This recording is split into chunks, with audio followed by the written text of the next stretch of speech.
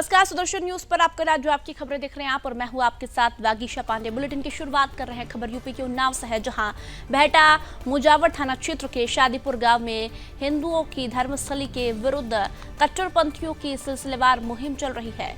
वहीं शादीपुर गांव से आए सैकड़ों हिंदुओं ने उप जिलाधिकारी उदित नारायण शंकर को ज्ञापन देकर कार्रवाई की मांग की। इस्लामिक कट्टरवाद की जकड़न शादीपुर गांव में रहने वाले हिंदुओं को और हिंदुओं की पहचान को खुलेआम चुनौती दे रहे हैं।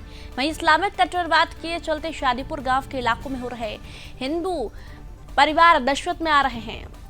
दरअसल मामला बेहटा मुजावर थाना क्षेत्र के शादीपुर गांव का बताया जा रहा है। वहीं गांव के प्रसिद्ध प्राचीन फुलमती मंदिर में मुस्लिम युवकों द्वारा पूजा पाठ करने पर आपत्ति जताई जा रही है। साथ ही दरबार में आए माता बहनों के साथ बदतमीजी की जाती है। जब इस बात का ग्रामीणों ने विरोध किया तो कट्टरपंथी अपनी जनसंख्या का हवाला देकर जमींदोज कर देने की धमकी देते हैं। वहीं ग्रामीणों का कहना है कि आए दिन रोजाना कुछ मुस्लिम युवकों द्वारा मंदिर परिसर में शौच क्रिया की जाती है। इसके बावजूद गांव में हिंदुओं पर हो रहे अत्याचार को लेकर शासन प्रशासन खामोश क्यों है, और कहा कि इस मामले पर स्थानीय प्रशासन कब आगे आकर कार्रवाई करेगा।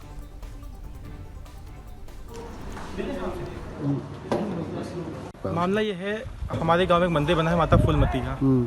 तो वहाँ पे अगल बगल सब मुस्लिम समुदाय के लोगों के घर हैं। तो वो लोग सोच हमारे मंदिर परिसर में करते हैं, बाहर सड़क पर करते हैं। और वहाँ उनके लड़के बैठते हैं, लड़कियाँ पूजा करने नवरात्र में आती है, उनको छेड़ते हैं, कहीं सीटी बजाते हैं, कहीं इशारे गंदे करते हैं, ये सब काम करते हैं। कल शाम को एक नफीस सनाब शफीक नाम का लड़का है, मंदिर पे आया, महिलाओं से गाली गलौज करने लगा। क्योंकि कल रामायण का पारायण हुआ था, तो हम लोग विसर्जन की तैयारी कर रहे थे। तो हम लोगों ने मना किया, ये दादा हैं, इन्होंने भी मना किया। तो ये एससी समुदाय से आते हैं, तो इनको जात सूचक गालियाँ देने लगा। मामला ये है कि यहाँ पर जो काफ़ी ये लोग गंदगी फैला रहे हैं, जो मुस्लिम संप्रदाय के लोग हैं वहाँ पे। और गांव में हमारे ये हाल है कि अभी जो महिलाएं और जो लेडीज हैं वहाँ पे पूजा करने जाती हैं तो उनसे अभद्रता करते हैं। और काफ़ी वहाँ पे जैसे बैठे हैं, बाउंड्री है वहाँ पे, तो उस पर बैठते हैं और उसी पर से सीटी वगैरह बजाते हैं। कहीं पे लड़कियों को छेड़ना या गाने बजाना, वो लोग पूजा करने जाती हैं तो वहाँ पे, और गंदगी भी बहुत फैलाते हैं, लेटरिन कर देते हैं, शौच करते हैं वहीं मंदिर के सामने और गेट पे, और उससे बहुत तकलीफ होती है। यूपी के कुशीनगर के थाना क्षेत्र नेबुआ नेरंगिया के ग्राम खैरी में मूर्ति विसर्जन के लिए मूर्ति ले जाते समय मुस्लिम समुदाय के लोगों ने रास्ता रोककर विरोध करना शुरू कर दिया। वहीं मुस्लिम समुदाय के पक्ष द्वारा विरोध किया जा रहा था कि रास्ते में पड़ने वाली मस्जिद के रास्ते मूर्ति नहीं जाएगी। ग्रामीणों की सूचना के आधार पर पुलिस टीम मौके पर पहुंची और मामले को संज्ञान में लेकर तत्काल अपनी सतर्कता दिखाते हुए घटनास्थल पर पुलिस बल तैनात किया गया। मूर्ति विसर्जन में हुए विवाद में पुलिस ने कार्रवाई करते हुए 12 लोगों पर मुकदमा दर्ज किया है और 4 आरोपियों को गिरफ्तार कर लिया गया और एक वाहन को सीज किया गया, जिसमें अन्य की तलाश जारी है। फिलहाल पुलिस अब आगे की कार्रवाई में जुटी हुई है। खैरी नामक गांव में आज मूर्ति विसर्जन की पवित्र यात्रा के क्रम में एक मूर्ति अपने परंपरागत मार्ग से जा रही थी। इसी मार्ग पर एक वाहन खड़ा था, जिस वाहन के संदर्भ में कुछ स्थानीय लोगों द्वारा विरोध किया गया। पुलिस द्वारा तत्काल मौके पे पहुंचकर इस वाहन को हटवा दिया गया तथा मूर्ति अपने परंपरागत मार्ग से पूरे गांव का भ्रमण करके सकुशल अपने रीति रिवाज के साथ नदी में विसर्जित हुई। पुलिस द्वारा इस अवैध रूप से खड़े हुए वाहन को सीज कर दिया गया है और इस संदर्भ में जो भी व्यक्ति संदिग्ध थे उनमें से 4 लोगों को हिरासत में लेकर पूछताछ की जा रही है। अग्रिम विधिक कार्रवाई हो रही है। मौके पर पूरी तरीके से शांति व्यवस्था कायम है। यूपी के फिरोजाबाद के थाना लाइनपाड़ क्षेत्र में चारबाग रामनगर निवासी अमर सिंह का उसके भाई प्रेम सिंह से किसी बात को लेकर विवाद हो गया, जिसके कारण प्रेम सिंह घर से नाराज होकर यमुना नदी में कूद गया। तो वहीं यमुना नदी में कूदते हुए वहां पास में ही ड्यूटी पर तैनात थाना फरीहा के आरक्षी अनुज कुमार ने देख लिया और समय रहते व्यक्ति को बचा लिया गया। आरक्षी द्वारा अपनी जान की परवाह न करते हुए अदम्य साहस का परिचय दिया गया। वहीं तत्काल ही युवक को बचाने के लिए नदी में छलांग लगा दी और तेज बहाव में करीब 500 मीटर तैरकर नदी में डूब रहे प्रेम सिंह को सकुशल बाहर निकाल लिया। इस प्रकार आरक्षी की तत्परता से प्रेम सिंह की जान बचाई जा सकी। इस कार्य को लेकर वरिष्ठ पुलिस अधीक्षक फिरोजाबाद ने आरक्षी का उत्साहवर्धन करते हुए 10,000 रुपए के नगद पुरस्कार एवं प्रशस्ति पत्र से सम्मानित किए जाने की घोषणा की।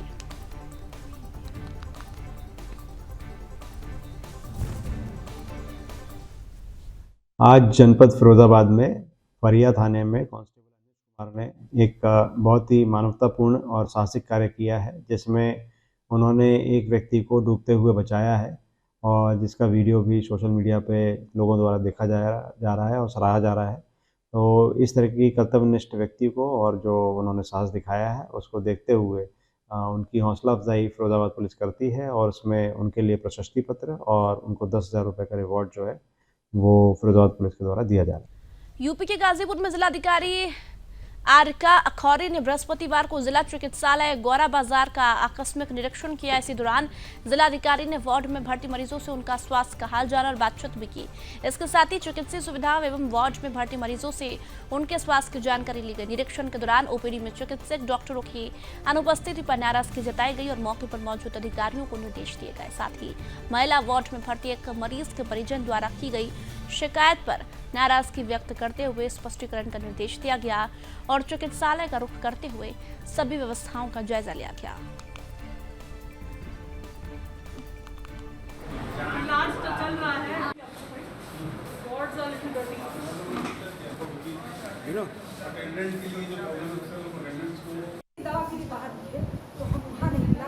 निरीक्षण में हमने हर वार्ड का, ओपीडी का, एमरजेंसी का, सारे यूनिट्स का इंस्पेक्शन किया है। सामान्यतः चीज़ें ठीक पाई गई, मरीज भी संतुष्ट थे, लेकिन कहीं कहीं कुछ डॉक्टर्स और स्टाफ अनुपस्थित पाए गए, तो उनका स्पष्टीकरण लिया जाएगा। इमरजेंसी की एक डॉक्टर की शिकायत आई है, उसके विरुद्ध कार्रवाई की जाएगी। और सब साफ सफाई के लिए वार्ड्स में गंदगी है और एनआरसी को दोबारा देखने की ज़रूरत है। वहाँ पे काफ़ी गंदगी और बच्चों की स्थिति में इम्प्रूवमेंट नहीं है, तो उसके लिए इंस्ट्रक्शंस दिए गए हैं प्रिंसिपल साहब को, सीनियर साहब को, कि उसको तुरंत दुरुस्त करें। यूपी के फरीदपुर में खनन माफियाओं के हौसले इस कदर बुलंद हो गए हैं कि आए दिन बेखौफ होकर अवैध खनन की घटनाओं को अंजाम दिया जा रहा है। इसी कड़ी में फरीदपुर नगर में खजुआ ताल के समीप मिट्टी का ठेका लेकर धड़ल्ले से पटान कर रहा है। खनन माफिया रविवार को एसडीएम फरीदपुर पारुल तरार के द्वारा की गई कार्रवाई के बाद खनन माफियाओं ने ग्राम ढकड़ी में भी कार्य को शुरू करा दिया। लेकिन सोचने का विषय यह है कि पदारथपुर का रहने वाला खनन माफिया पर पुलिस प्रशासन भी कार्रवाई नहीं कर पाता। आखिर किसके सुरक्षण में है खनन माफिया? इतना ही नहीं, धड़ल्ले से चल रही अवैध खनन का कारोबार कब रुकेगा और स्थानीय प्रशासन इस मामले पर आगे आकर कब संज्ञान लेता है?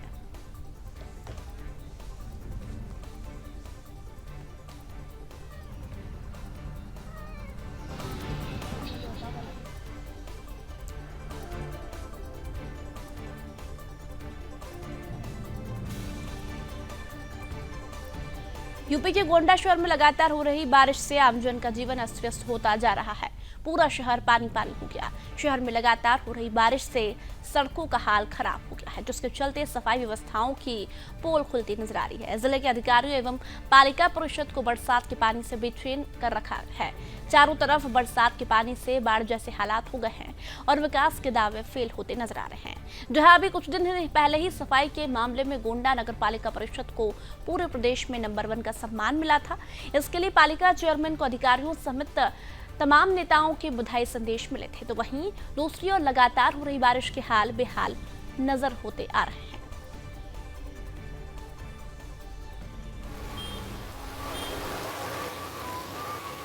पिछले 2 दिन से पूरे जनपद गोंडा में बहुत ज़्यादा बारिश हो रही है। इसका अलर्ट भी पहले से जारी किया गया था और पिछले 24 घंटा का जो आंकड़ा है वो 314 mm से ज़्यादा की बारिश यहाँ अभी लगातार हो चुकी है और आज शाम तक का हाई अलर्ट है, जिसमें कि रेड जोन में हम लोग आ रहे हैं और भारी बारिश की संभावना है। इसलिए सभी जनपदवासियों से मैं अनुरोध करूँगा कि सुरक्षित स्थल पर रहें।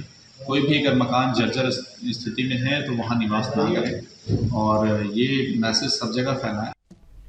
यूपी के पलिया तहसील के संपूर्णा नगर थाना क्षेत्र में एक शर्मसार करने वाली घटना सामने आई है, जहां एक कलयुगी मां ने अपने बच्चे को जन्म देकर गन्ने के खेत में फेंक दिया और इसकी जानकारी रानीनगर गांव के प्रधान प्रतिनिधि जितेंद्र यादव को हुई। तो उन्होंने बच्चे को उठाकर प्राथमिक स्वास्थ्य केंद्र लेकर आए, जहां प्राथमिक स्वास्थ्य केंद्र की एएनएम डॉक्टर मनीषा उस नवजात शिशु का इलाज कर रही है। यह बच्चा किसका है ये कहना मुश्किल बताया जा रहा है। फिलहाल बच्चे का इलाज किया जा रहा है।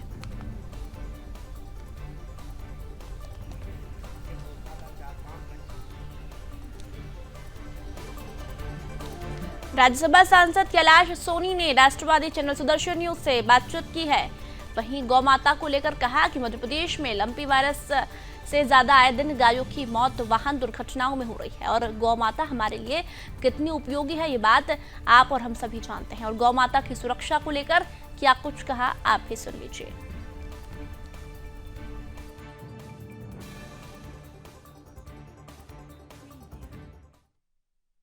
ये बात सही है कि मध्य प्रदेश में लंपी से ज्यादा सड़कों की दुर्घटनाओं में आए दिन समाचार हम पढ़ रहे हैं कि गायों की मौत ये वाहन दुर्घटना में हो रही है। अभी उदयपुरा में 16 एक साथ पशु, अभी खमरिया के पास, अभी तेंदुखेड़ा के पास 8 पशु, फिर तीसरे दिन 8 पशु। चारों तरफ एवरेज हमारे जिले में 10, 15, 12 पशु नित्य प्रति। आगामी 16 अक्टूबर को गृह मंत्री अमित शाह के प्रस्तावित दौरे की तैयारियां तेज हो गई है। ऐसे कड़ी में ग्वालियर के नए एयरपोर्ट टर्मिनल का शिलान्यास करने गृह मंत्री अमित शाह पहुंच रहे हैं। इस कार्यक्रम में लाखों लोगों के जुटने की संभावना जताई जा रही है। वहीं शाह का यह दौरा प्रदेश में होने वाले 2023 के इलेक्शन से जोड़कर देखा जा रहा है। शहर के मेला ग्राउंड में कार्यक्रम आयोजित किया जाएगा, जिसमें मुख्यमंत्री शिवराज सिंह चौहान, केंद्रीय मंत्री ज्योतिरादित्य सिंधिया, केंद्रीय कृषि मंत्री नरेंद्र सिंह तोमर सहित कई नेता शामिल होंगे। जिले के प्रभारी मंत्री तुलसी सिलावट ने सभा स्थल का निरीक्षण कर आवश्यक निर्देश भी दिए और क्या कुछ कहा, आप भी सुन लीजिए। कहाँ से शुरू करेंगे? जो राजमाता जी के नाम से एयरपोर्ट का उन्नयन हो रहा है बड़ा, उसके उन्नयन में पूजन में देश के गृह मंत्री 16 तारीख को ग्वालियर की ज़मीन पर आ रहे हैं। उनके साथ मुख्यमंत्री जी और जो सौगात देना ज्योतिरादित्य सिंधिया जी, नरेंद्र तोमर जी और सारे वरिष्ठ मंत्री, और ये सब बड़ी संख्या में संगठन यहाँ उपस्थित होगा। हमारा प्रयास है इतनी बड़ी सौगात जब ग्वालियर को मिल रही है, कार्यक्रम भी ऐतिहासिक हो, इसके लिए लगभग हमारी कोशिश है कि लाखों की संख्या में लोग उपस्थित होंगे, ये हमारा प्रयास है। महाराष्ट्र के नांदेड़ जिले में हर साल की तरह बिलौली के महाशक्तिशाली दुर्गा माता मंदिर में पावन पालकी उत्सव मनाया गया और विजयदशमी के शुभ अवसर पर रावण दहन समारोह बड़े उत्साह के साथ मनाया गया। वहीं कार्यक्रम के समापन के दौरान कई भक्तजन मौजूद रहे।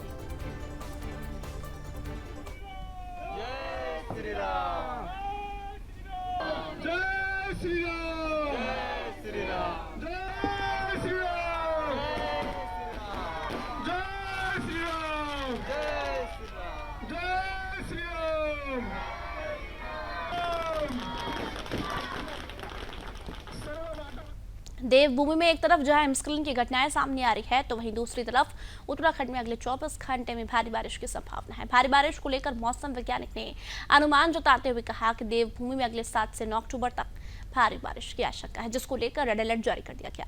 देखिए खास रिपोर्ट।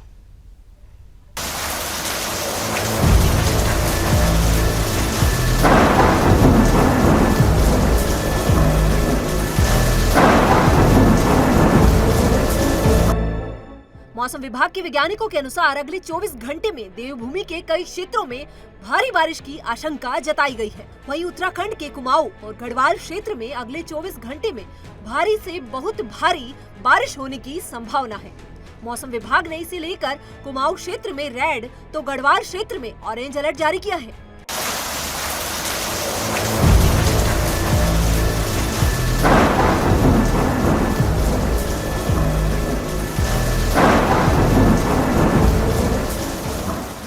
मौसम विभाग की चेतावनी के बाद शासन प्रशासन भी अलर्ट मोड में आ गया है। मौसम विज्ञान केंद्र के निदेशक विक्रम सिंह ने बताया कि बंगाल की खाड़ी से आ रही नम हवाओं और पश्चिमी विक्षोभ के चलते एक बार फिर मौसम सक्रिय होने के चलते कुमाऊं और गढ़वाल क्षेत्र में भारी बारिश के आसार है। उन्होंने कहा कि भारी से बहुत भारी बारिश को देखते हुए नदियों, नालों के किनारे बसे लोगों के साथ ही भूस्खलन संभावित इलाकों में बसे लोगों को सावधान रहने की जरूरत है। कुमाऊं क्षेत्र में बहुत भारी बारिश के मद्देनजर सरकार, शासन व राज्य आपदा प्रबंधन विभाग को रिपोर्ट भेजी जा चुकी है। मौसम विज्ञान विभाग की ओर से जारी बारिश के अलर्ट को देखते हुए कुमाऊं के 5 जिलों में शुक्रवार को स्कूलों में अवकाश घोषित किया गया है।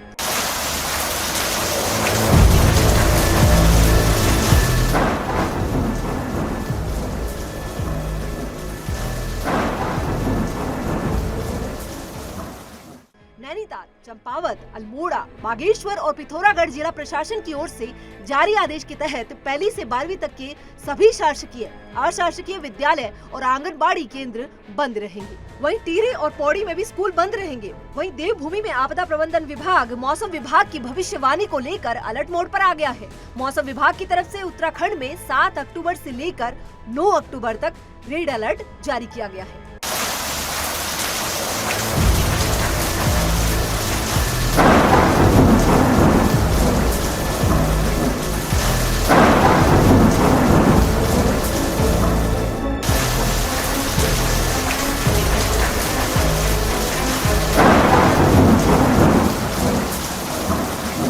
जिसमें भारी से बहुत भारी बारिश की आशंका के चलते प्रदेश के कई जगहों पर आशंका जताई गई है। ऐसे में मौसम विभाग के जारी किए गए अलर्ट पर आपदा प्रबंधन विभाग ने सभी जिला अधिकारियों को सतर्क रहने की सलाह दी है। साथ ही आपदा प्रबंधन विभाग ने पहले से ही संभावित आपदाग्रस्त क्षेत्रों से लोगों को सुरक्षित स्थानों पर शिफ्ट करने के निर्देश दिए हैं ताकि लोग सुरक्षित रह सके। हाई अलर्ट है और ये थोड़ा सा चिंता का विषय है क्योंकि अक्टूबर में जाकर ये हो रहा है, तो ऑब्वियसली चिंता लोगों की बढ़ जाती है क्योंकि अक्टूबर में होता है तो आशंका ये होती है कहीं क्लाउड बर्स्ट न हो जाए।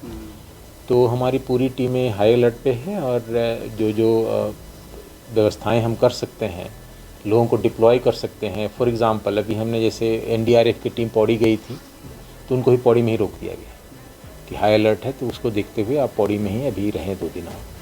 तो इस तरह से हम टीमों को डिप्लॉय कर रहे हैं कि जहाँ जहाँ पर हमें लगता है कि वहाँ रहनी चाहिए या टीम कम है आदमी तो वहाँ पर हम इस तरह से डिप्लॉय करें। सुदर्शन न्यूज से प्रीति झा की रिपोर्ट।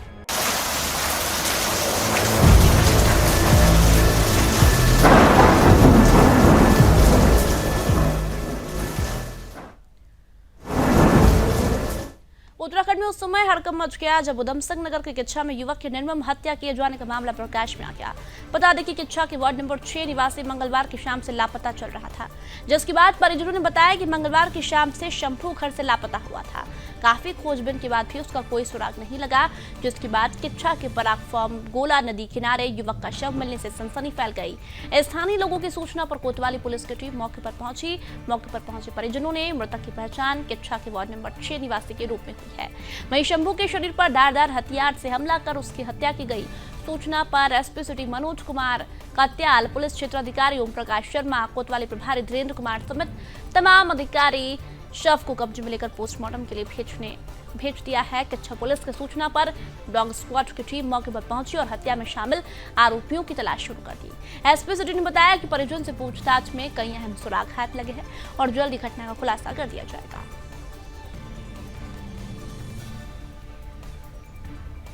मैं काम पे चली गई थी पूजा वूजा करके, जो घर पे थे सो रहे थे। उसके बाद पूरे दिन घर पे ही थे। तो शाम को घर पे हम काम पे से आया 6 बजे, आके देखूँ घर पे है नहीं, तो हमने सोचा आ जाएंगे, रोज़ आज आ ही जाते हैं। रात बीत गया, दिन में भी नहीं आया और आज 1 दिन हो गया, पूरा 2-3 दिन हो गया। आज ढूंढते ढूंढते गए तो देखा ऐसा पड़ा हुआ है, कटा हुआ है। इंसाफ चाह रहे हैं हम, ऐसे करके क्यों मार सकते कोई ऐसा किसी को, मतलब न्याय मिलना चाहिए। हाँ, मेरे पति को क्यों मार सकते ऐसा, किसी को कोई कुछ बिगाड़ा थोड़ी ना। एक शंभू नामक व्यक्ति का बॉडी हम लोगों को बरामद हुआ है। परसों से ये गुमशुदा थे, तो इनकी सूचना आज सुबह ही थाने पर आई, तो पुलिस और परिजन साथ में तलाश कर रहे थे। तो ये बॉडी अभी मिली है। फिलहाल इस पर कुछ गहरे चोट के निशान हैं। तो हम लोगों ने डॉग स्क्वाड को बुलाया, FSL टीम को बुलाया। मौके से हम लोग एविडेंस कलेक्ट कर रहे हैं और इसमें जो भी इसके तथ्य हैं और जो भी इसमें कारण है, इसके सब जानकारी करके इसमें तलाश की जा रही है। इसमें जो लोग इन्वॉल्व हैं उनके लिए हम टीमें गठित कर रहे हैं और सारे एंगल पे इसमें काम किया जाएगा और जल्द से जल्द इसका खुलासा करने का प्रयास किया जाएगा। सर, परिजनों से बात हुई है आपकी, क्या बिंदु निकल के आया है? हाँ, कुछ उनके बातचीत से और कुछ जो मौके से सामान बरामद हुआ है उसके हिसाब से।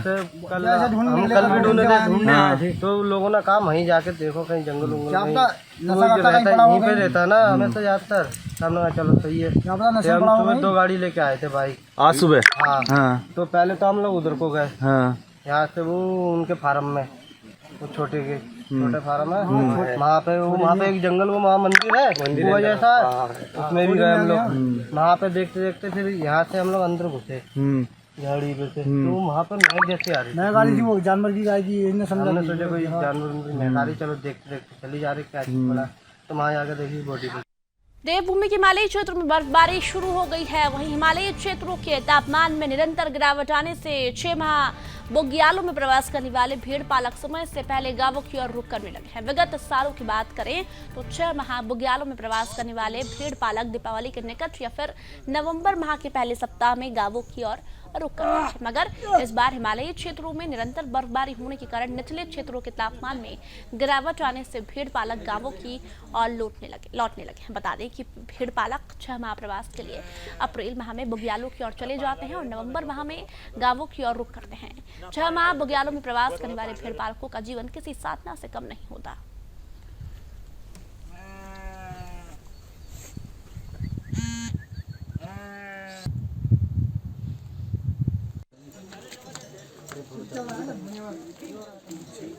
और चलिए आपकी आपके खबरों में फिलहाल इतना ही। आप देखते रहिए सुदर्शन न्यूज। जय हिंद।